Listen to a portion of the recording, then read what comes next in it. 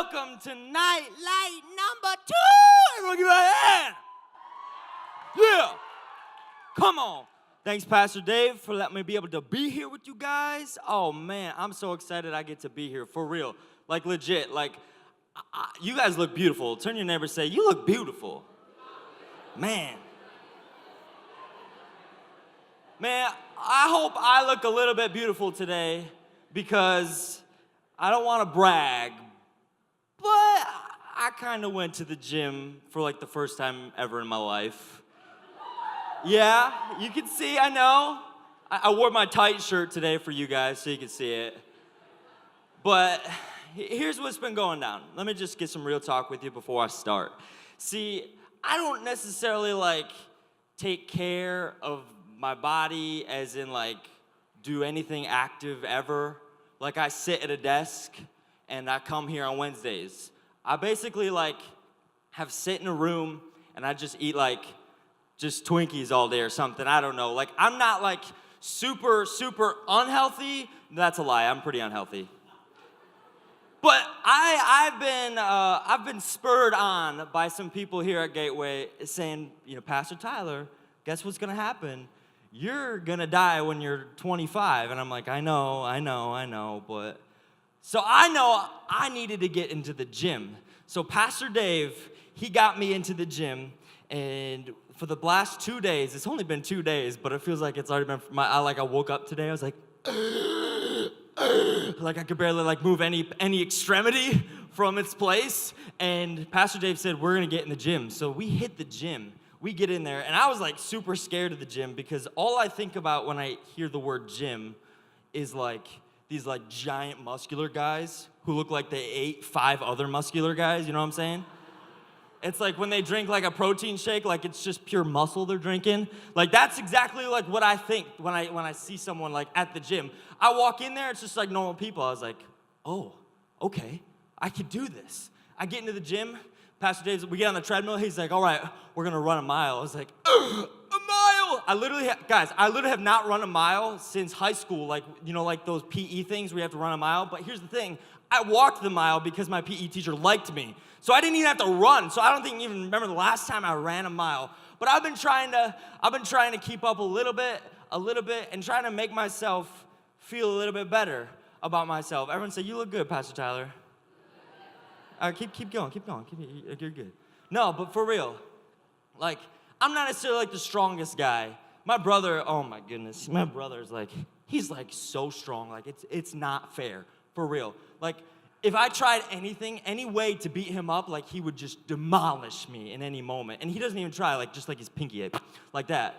Like it doesn't take anything for Thomas, my brother, to just beat me up. And so that's why, like, whenever we get in fights, I'd be like, you're dumb. And I like keep like a distance between us because I know that he could just pummel me. I'm not the strongest guy, but I do know that a lot of times I like to get in a little bit of trouble. Who here, like, you would consider yourself like a class A, like, troublemaker? You'd say you are? Okay. Who would say that you're just like, I stick to the rules. Like, every single rule I follow, like, you're just a rule follower? Okay. Who would say you're like somewhere like in the middle? Like you meet towards the middle? Okay. Sometimes I think that I meet towards the middle, but there was a period in my life when I was just purebred troublemaker. Like it was like bad to the bone. It was awful. But I was like just a troublemaker. And it's not good. I'm laughing, but it's not good. It's not good at all. But in college, I used to like to do things that got me in trouble. But these things I wouldn't even think about. Like, I would just do it just because I thought about it. Like, there's this example. I'm going to tell you this story because it's an interesting story because it brings you into the perspective of Pastor Tyler's mind. Pastor Tyler's mind, I used to just do things, and I didn't know why. I didn't even have an end goal. I just do them. Like, me and Pastor Luke, we were roommates in college. We decide, man, I'm hungry. Let's get some snacks. So we're in college. In our dormitory, we decide to walk to Target. And now, mind you, let's set up the scene a little bit, okay? Sprinkle some scene on there. What I want you to know is we're downtown in this big city, Minneapolis. We're downtown. So we walk out of our dorm, like cars going by, skyscrapers, and we walk to Target. We get some snacks, like I get some cosmic brownies, throw in some honey buns, throw in some Easy Mac, that's what I'm saying, wrap all that up, throw it in a baggie, and we're walking back, and it's snowing out, right? It's snowing, and so I decide, actually I don't know who decided, we just decided that it'd be awesome to start throwing snowballs at each other because that's pretty awesome, right? So we start grabbing snowballs. We're like chucking snowballs. We're like, huh, I got you, bro. Throwing snowballs at each other. We're throwing snowballs. We finally get back to the dormitory, and for some reason, I don't know where it came from. Maybe it was like, like the little devil and the angel. Maybe the devil's like, hey, guess what you should do? I'm like, what, devil? He's like, hey, you should go out in the street and grab the biggest piece of chunk of ice you've ever seen in your life. I'm like, oh, okay, that sounds good. Sounds like a good idea, right? And so what I do, I go outside. I grab like the iceberg that the Titanic hit, right? I grab that thing, and I'm like, mind you, I'm not the strongest guy, but I'm like channeling my inner Samson right there. I had long hair back then, so it all worked. So I'm like picking it up. I'm carrying it in, and Pastor Luke, like, he didn't even question it. He's just like, yeah, I'll open the door for you. Here you go. And so he opens the door. I'm carrying this up, and halfway up the stairs, because we lived on the second floor, halfway up the stairs, I realize I can't carry that heavy thing. So I do what any normal person does, and I just drop it, right? And like, I'd assumed that in my mind, like, it would have gone like this, like it drop and it crack. That's not at all what it did. It went like it exploded. But this ice chunk wasn't just like an ice chunk like made out of pure ice that you see like the sculptors sculpting out of. Like, this was like the nasty, like it was in the street, so it's got like bugs and like dirt and I don't know, other nasty stuff inside of this. It's like gross ice, and it's smelly, it's nasty. And now it's exploded, and now there's dirt everywhere, and bugs, and all this nasty stuff that I didn't want on the carpet. And so immediately, we're both looking at this situation. We're assessing it with our very, very intellectual brains. Actually, Pastor Luke was pretty intellectual. What he does is he just goes, all right, I'm leaving. He leaves. He goes, sits down into the common area where all the people are sitting. He's just sitting there, like, acting like nothing happened. I was like, that guy's a genius. Because what I did was I go, okay, I know one thing for certain. There's an office right downstairs below these stairs, right? And inside this office, there's a lady. And she is called the resident director, which means she's in charge of idiots like me who do stupid things that I did. And she makes sure that those stupid people get in trouble when they do those stupid things. So she already hated me, like, a lot. She did not like me at all. And so I knew she was downstairs in her office. So she knew where my room was. So I knew if she thought I did it, she'd be knocking on my door. So I ran down the stairs, went into the men's bathroom, my sanctuary, where no one can touch me, because no girl ain't coming in no men's bathroom, and I sit in the stall. And I'm sitting there. I sit there for like 5 minutes. I don't really know why 5 minutes. I think I just got tired of sitting there. I was like, I'll take the consequences. I don't even care at this point. I just don't want to sit in this bathroom stall by myself. And so I go outside the bathroom stall, and like I peek out, and she's like right there. She's right there. And she's like, you have anything to do about this? And I was like, yes, I did. So she, over the course of many years, she ended up not hating us as much, but I had to clean up that giant iceberg. Show us that iceberg. Look at that thing. Like I said, another picture. Look at that thing! I don't know why. I still don't know why I did that. Why would I bring up one of those? I don't even know what I was going to do with it. Pastor Luke's like, where were you going with that? I was like, I don't know. I was just grabbing it because it was awesome, okay? But that ice chunk was just way too heavy for my little frail body. I could not carry it up those big, tall stairs. I couldn't handle it.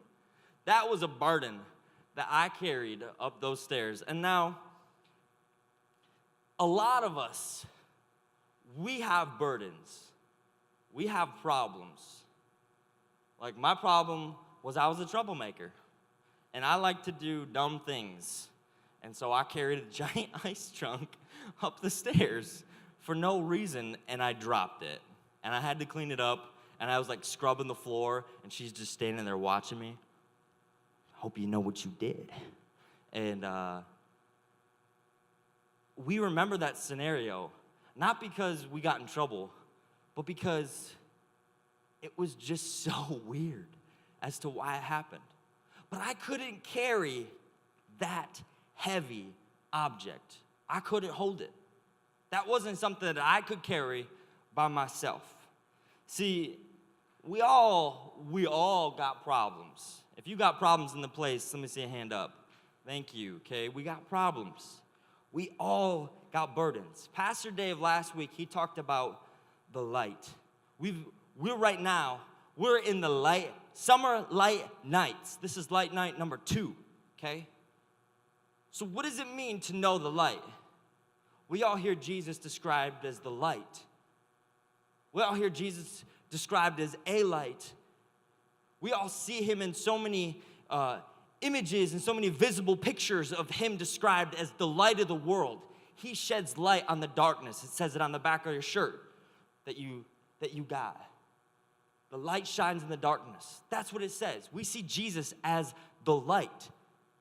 And Jesus is so importantly the light. But this is what I want us to understand. I want us to take that word, light. And I don't want us to just sit and dwell on the idea of it only being something we can see, but also something we can feel. Light is an interesting word because it doesn't just take on one form as to the things that I see, the RGB, the Roy G. Biv spectrum of light that I see. No, Jesus comes so much more than that, to the point where we can feel him. We can feel. When I felt that giant iceberg, man, that was heavy. That was not light. That was heavy. So there are people in here right now who have a circumstance that they're in, who have a happenstance that they might have stumbled upon on accident, who you never meant to be in this position, but you are. You're here right now. You never meant to be in this spot in life, you are. You're here right now.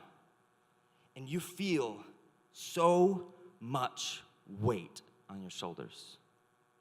I've been in those spots. Regardless of whether or not my weight on my shoulder is more justified than yours, it doesn't matter. But I've been there where I've felt the weight of the world on my shoulders. But I want to tell you this. Your circumstance, now this is what I want you to know. So be perking your ears up because this is important. Your circumstance does not tell you to bear the burden you bear. You tell yourself that. I want you to turn to your neighbor and say, you tell yourself that. See, if I have a piano, and we all see like the cartoons where like the piano's hanging and then like it falls and kills the coyote or whatever he is, I don't know. We all see that piano, and pianos are so heavy. Pianos are like mad heavy.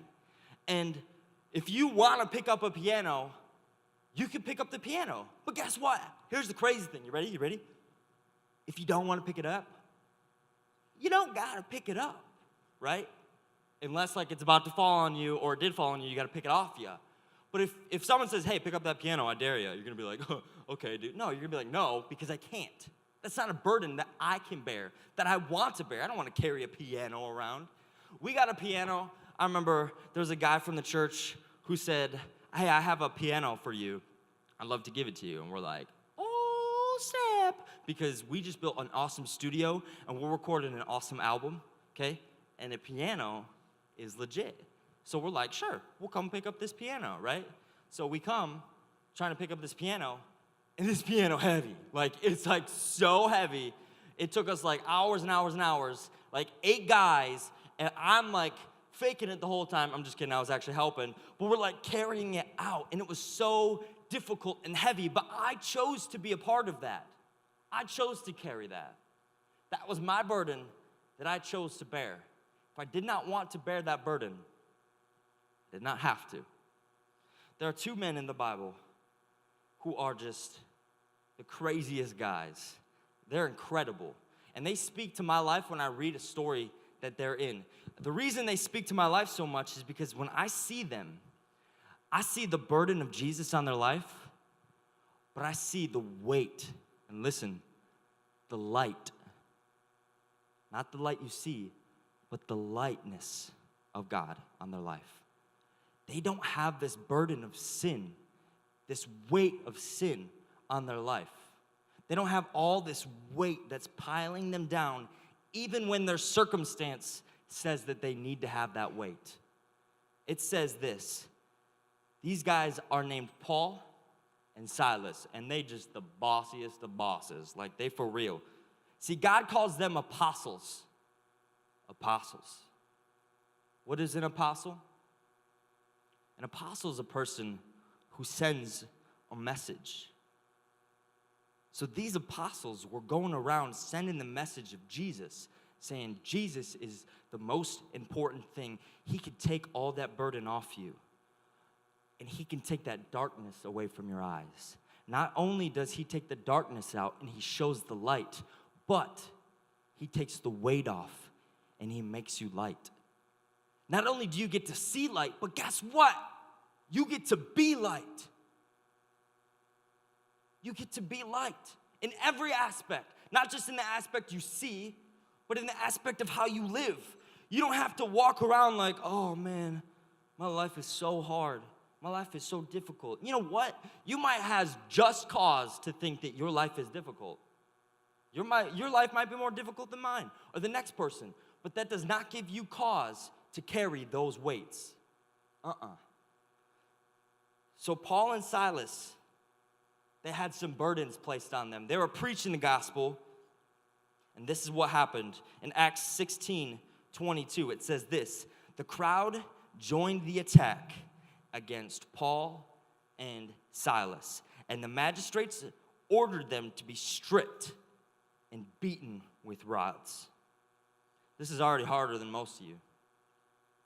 After they had been severely flogged, they were thrown into prison, and the jailer was commanded to guard them carefully. When he had received these orders, he had put them in an inner cell and fastened their feet in the stocks. At about midnight, Paul and Silas were praying. And they were praying, and they were singing hymns to God. And the other prisoners were listening to them. Suddenly, there was such a violent earthquake that shook the whole place. That earthquake shook. But let me ask you this question. Did these chains stop them from singing?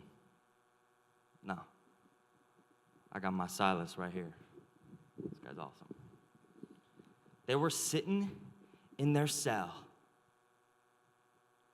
with the most circumstance to feel burdened. If anyone had a right to feel burdened, they did. They just got beaten. They just got flogged. They're in chains for preaching truth. And they feel as light as ever. This little light of mine, I'm gonna let it shine. Ooh, this little light of mine, I'm gonna let it shine. This little light of mine, I'm gonna let it shine. Let it shine, let it shine. Everyone up, let it shine. Off your feet. I want you to sing this with me. Here we go. Sing it. This little light of mine, oh, I'm gonna let it shine. You guys said good. This little light of mine, yo, I'm gonna let it shine. Oh, this little light of mine, I'm gonna let it shine. Let it shine, let it shine, let it shine. Everyone give yourselves a hand. You sound beautiful. Thank you, Silas. What did they just do? Man, I'm going to finish this verse. I'm so pumped. That just got me so excited. Listen. About midnight, Paul and Silas were praying, singing hymns to God, and the other prisoners were listening to him. Suddenly, there was a violent earthquake that the foundations of the prison were shaken. All at once, all the prison doors flew open, and everyone's chains came loose. Not just theirs, everyone's chains came loose. The jailer woke up. When he saw the prison doors open, he drew his sword, and he was about to kill himself because he thought the prisoners had escaped. But Paul shouted, "Don't harm yourself. We are all here." They had the most circumstance. They had the most right to feel depressed in what they lived in. They were in a jail cell in chains. If anyone should have felt weight, if anyone should have felt the heaviness of that, those chains were heavy, even on my wrists. If anyone should have felt the heaviness of that, they should have. People who are martyred all the time for loving Jesus, they should. But what's funny is they sometimes seem like the most free people. Why are they so free? Because they're so light. Not just light, but light. They're so light because there's nothing burdening them down. If you try and take off an airplane, we were sitting on a beach one time, and you saw those airplanes fly with the banners that have like advertisements on it. I was like, that is so cool that a plane will take off with that banner attached. I began to like Google how much it would be just because I was interested to fly a banner on a plane, maybe like put my face on it or something. I don't know. And I realized that they don't take off with the banner because taking off into flight, it is too heavy to carry that banner during takeoff. They take off and fly around for a while, and the banner gets raised up on this giant stick they put in the ground. And then this awesome plane driver swoops down with a hook on the back of his plane to hook that banner because he knows that that plane cannot carry the weight. You cannot fly. That plane could not take off. That plane could not get where it needed to go to send the message to who needed to hear it. It could not do it if it tried to take off with all of that weight. It couldn't do it. See, the only reason we have burdens on your life, the only reason sin has a burden on your life, the only reason a past relationship has a burden on your life, the only reason a father figure or a mother figure has a burden on your life, the only reason they have a burden on your life is because you choose to pick that burden up and you choose to carry that burden. God is saying, give that burden to me. You don't need to carry that. You're the only one. No one else is telling you to. You're the only one who's making this choice to carry this burden.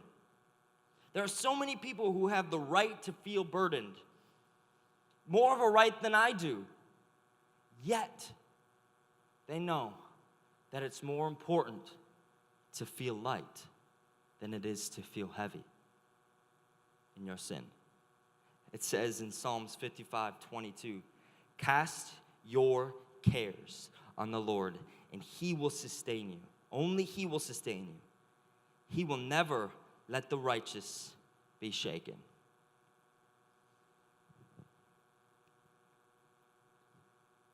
The weight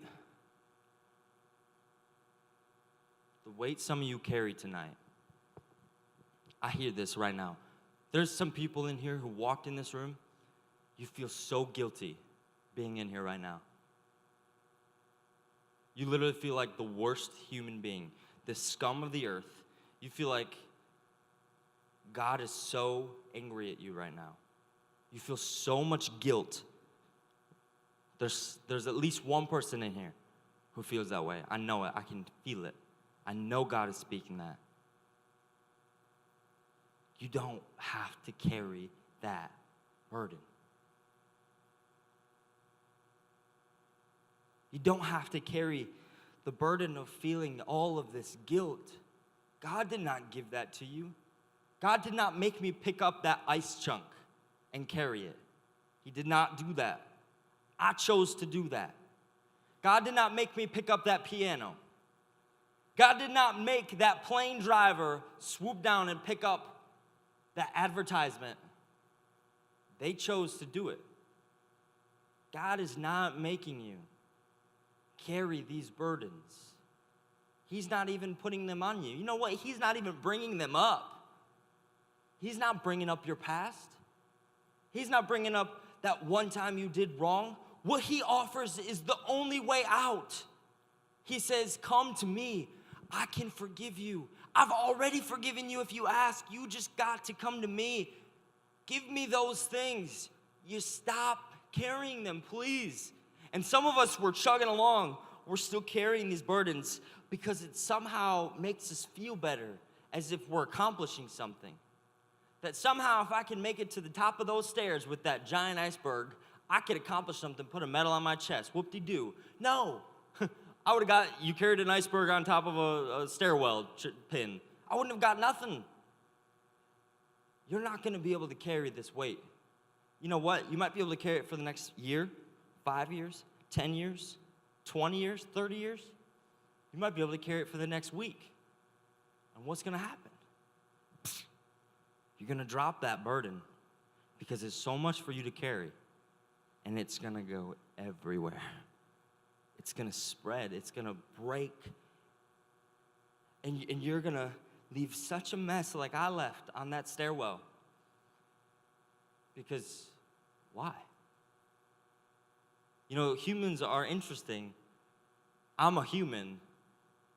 I do so many wrong things. I do so many bad things. I've done so much sin in my life. But if I'm looking forward to what God has for me, and all I'm thinking about is all these sins that I've committed, and I'm trying to carry them along with me, guess what's going to happen?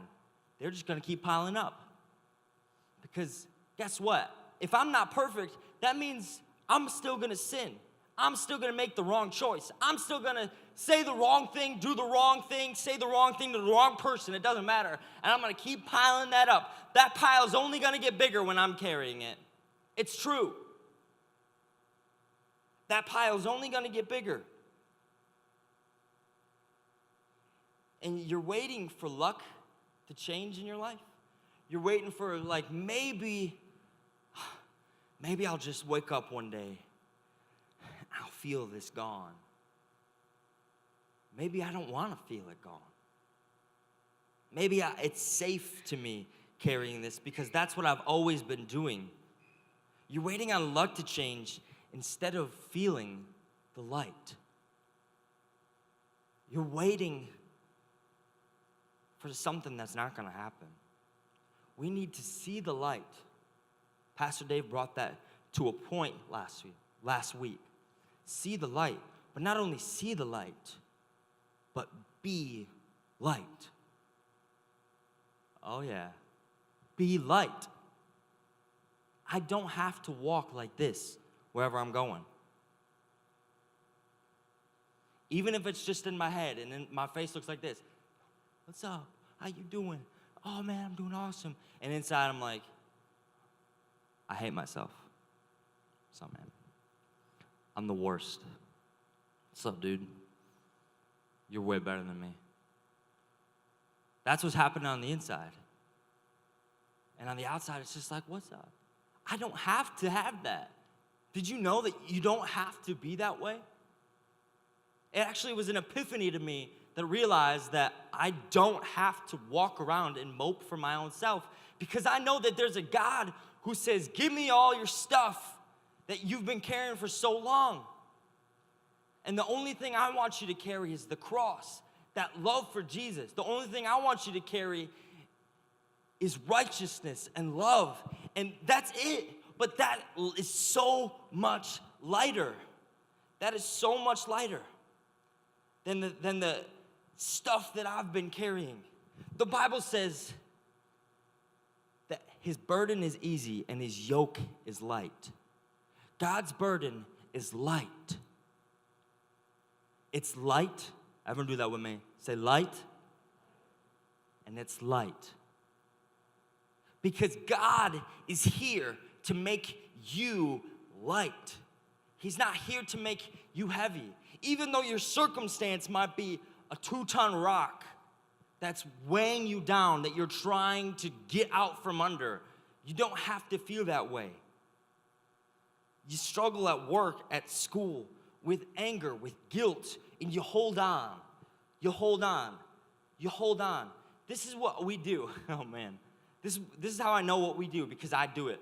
I've done it. We get angry. We sit, pop it in the back of our heads. We don't think about it till we get home. We're sitting there. It starts replaying like an old film. You start seeing all the wrong that you've done in your life, all the wrong that somebody else has done to you. Even if you've never done anything wrong to that person, you might be carrying their weight. You still might be carrying their weight. And nobody's telling you to, except for yourself. And all I'm trying to tell you is there's a better way to live. That way is Jesus Christ. When he died on that cross, when he had those nails in his hands, this is what he knew. He said, the weight of this situation is so heavy. And he felt the weight for you. You don't have to feel that weight. You don't have to feel that guilt, those burdens, those sins. You have to feel light. And when you feel light, you begin to be light. Now, Paul and Silas, they took those chains off. They get out of the jail cell. The jailer wakes up. And I find this part interesting. The end of verse 28 says, Paul shouted, "Don't harm yourself," because the jailer was going to kill himself. He said, "Don't kill yourself. Don't harm yourself. We're all still here." The prisoners stayed there till the jailer woke up. This is the cool part. Verse 29, it says this. The jailer called for lights. He said, "Turn those lights on." Because when you can hear and you can feel the lightness of God, there's no other way that the light ain't getting turned on in someone's life. If you feel the burdens taken off of your life and Jesus takes all those burdens away, there's going to be someone that you encounter who's going to notice. And the switch that the jailer turned on, that's going to go off in their heart. And they're going to see the light for the first time. They're going to see the light of God because you felt light from God. You didn't feel the heaviness of your burden. You didn't feel the heaviness of your guilt. You felt light. The jailer called for the lights, rushed in, and fell trembling before Paul and Silas. He brought them out and asked, "Sirs, what must I do to be saved?" What? This guy didn't ask, "How did you get out?" How? Because he knew the light. He knows the light. And he felt all that weight because he knew that he was going to have to die for what he did. He let these prisoners loose. He didn't keep guard. He's feeling this weight, but he sees the light. And Paul and Silas, they replied, "Believe in the Lord Jesus, and you will be saved, you and your household. Then they spoke the word of the Lord to him and to all the others of his house. At that hour of the night, the jailer took them, washed their wounds. Then immediately, he and all his household were baptized. The jailer brought them into his house, set a meal before them. He was filled with joy because he had come to believe in God and his whole household.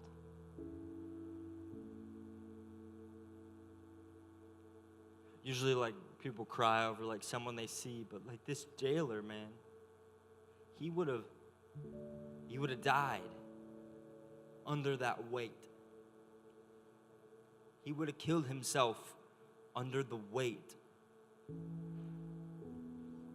But it first took him to see the light when they turned those lights on and he saw those prisoners loose. And he immediately knew, what must I do to be saved?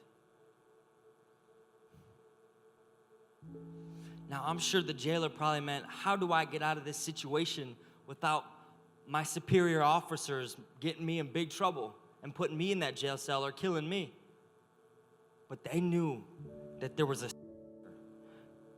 a Savior who goes beyond those things, who goes beyond the weight of the world that we try and carry on our shoulders. I don't need to carry that, man. I don't. You know what? My God's too good. I'm too blessed. I look around this place. This is my church. What? I'm too blessed to come in here and go, my day was awful. You know what? Your day probably might have been awful. But you don't got to bear that burden. Give that to God, man. He's got stronger shoulders than we all do. He's way stronger than we all are. I can come in here and I could be like, wow, I feel so light. I don't have to feel so heavy when I'm walking around life carrying these burdens. Paul and Silas had literal chains on their wrists, and they felt so light that they could sing. They felt so light that they could just sing out and praise Jesus, because it first took seeing the light, then it took being the light. Being light. Being light. It's only through God's light that we can be truly light. Let me say that again. It's only through God's light that we can be truly light of our sin. If you're in this place and you're sitting in that jail cell that you chained yourself up in, you know what? Someone else might have chained you up in. A circumstance at home, a divorce, someone who's just tear you down verbally and emotionally. Someone at home, someone at school. You might feel these burdens. You might be in these chains because of some sort of, you know what, some sort of legal situation that you're in right now. You might feel these chains because of some sort of emotional situation, whether or not you broke up with your girlfriend or your boyfriend, or you feel like something is wrong, or you just feel depressed. You're in these chains right now. You feel so much weight. You're so scared. You don't know what's going to happen. You don't know the outcome. You're depressed. You're burdened. God's like, dude, man, I have the key right here. I want to take these chains right off. You could pop those off right now, because the only one keeping you in that jail cell is you. You open that door, guess what? When you open that door, who's the jailer? You. You're the one who locked yourself up. And it's not until we know that we can go, I have the key. God is the key in my life. And Satan, he tries to make you feel like you have to do all this yourself. You have to know every answer. That is the biggest lie from Satan, is that you have to do things by yourself. Man, you do not have to do anything by yourself. The entire belief in Jesus is the idea that we can't do it by ourselves. We need a Savior. We need someone. And God's in here handing us the keys saying, you don't need these burdens anymore, man. Give these burdens to me. Give me that past you've been holding on to. Give me those hurts you've been holding on to, those anxieties, that bitterness you've been just holding inside for so long against that person and blaming it on them. You know what? They might have been wrong. What's going to change? Nothing. So you're going to go around with all these burdens and nothing ain't changing, so there's a way out. There's an actual change that can happen, and that change is Jesus. That changes His light to make you light. You don't have to feel this weight anymore. You could sit in a jail cell in the worst circumstance of your life, and you could be singing praises to Jesus because you know that He has made you light. He hasn't weighed you down. He's saying, man, feel the joy of Jesus. Man, it's so awesome to feel the joy of Jesus.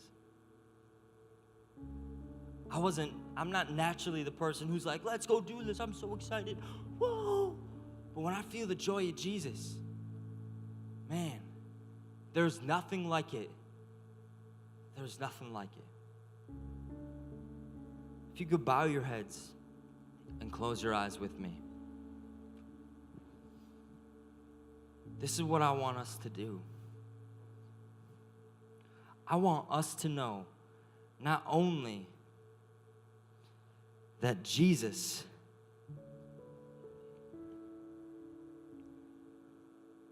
is in our lives. He's right here holding these keys.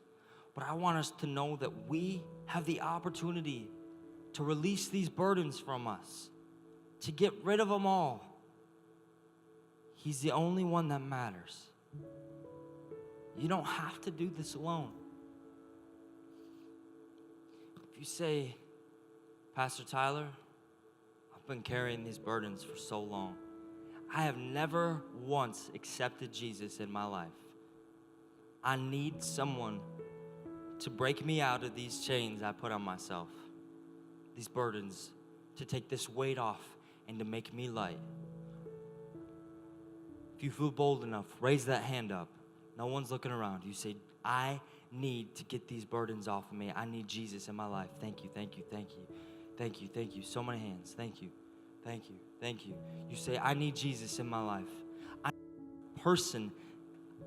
I need Him to take these burdens off my life. He died for me.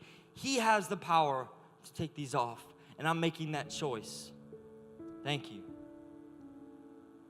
Or if you say, I know Jesus, but I've been carrying something. I've been carrying something that's been bogging me down so I can't run as fast as I need to. I can't go as hard as I need to. I can't grind as I need to. I can't do anything as much as I need to because I've been focused on this thing I've been carrying. It's been weighing me down. If that's you, raise that hand. Hands, yes. Thank you, thank you, thank you. Awesome. Jesus has a plan. Thank you. Hands everywhere. You can put those hands down. He has a plan. He loves you so much. If that's you, and if you're one of those people who raise their hands, I want you to pray this prayer with me. And I want you to pray it knowing that Jesus in your heart, He's here for everything that you ever had. He's here to take away all those past burdens, all those things that are just bogging you down.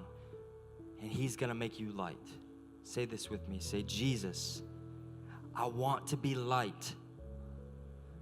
I'm not carrying these heavy burdens of guilt, of shame, of my past, of someone else's past, because I know that you are light, that you have saved me, and I'm accepting you in my heart to feel light, to see light, and to be light for someone else. I love you so much, Jesus. You're so good to me. And everybody in the house said, amen. Hey, give a clap for Jesus tonight. Give a clap for Jesus tonight.